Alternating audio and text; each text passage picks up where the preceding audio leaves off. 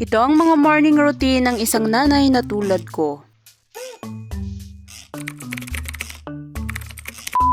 Pagkagising ko, binuksan ko yung pintuan namin at nakita ko ang aso na nag-good morning. Pagkatapos niya, nagluto na ako ng aming kakainin. Pagkaluto ko nga ay nag-prepare na din ako ng pagkain ng mga aso. Dahil pag hindi ko sila pinaunang kumain, nako, tahol ng tahol yan sila. Pagkatapos ko naman sa aso, pumunta naman ako dito sa may baboy. Pagkapakain ko nga sa baboy, pumunta na din ako dito sa may exercisean ko. Kahit di naman araw-araw. Ka-exercise ko nga ay nag-take na din ako ng ating beauty white. Nakakatulong nga ito para mapahealthy ang ating liver. At pinaliguan ko na nga ang aling maliit pagkatapos pinatulog ko na din. Pagkatulog niya nga ay dali-dali na akong naglinis dito habang walang batang malikot. Panhalatang adik ang anak ko sa Hello Kitty. Ayan, magpapalit nga pala ako ng bedsheet namin. So eto nga yung reality sa ating mga full-time mom. Aayusin ko na din itong mga unan dahil laging binabagyo pag natutulog kami ng anak ko. Nilalagay ko na nga din tong teddy bear na to dahil lagi niyang hinahanap pag natutulog kami. Pagkatapos nga niya, ay sinamantala ko na din na magayos ng basura at magwalis-walis dito. Napakahirap nga linisin ito dahil wala pa nga siyang tiles. Hindi pa nga talaga kasi tapos ang aming bahay. Kaya for that is tayo na maglinis sa gantong paraan. Ang mahalaga po ay meron tayong matitirhan. Binibilisan ko na nga dyan dahil alam ko na madaling magising ang batang makulit. Nagdilig na nga din ako ng mga halaman dyan. Sana all na didiligan. Hinahanap ko nga yung sombrero ko dyan dahil mainit na. Aba, sinombrero pala ng aso namin. Presko nga daw kasi dito at dahil nga busog siya, nakatulog na siya dyan. Sarap buhay yan.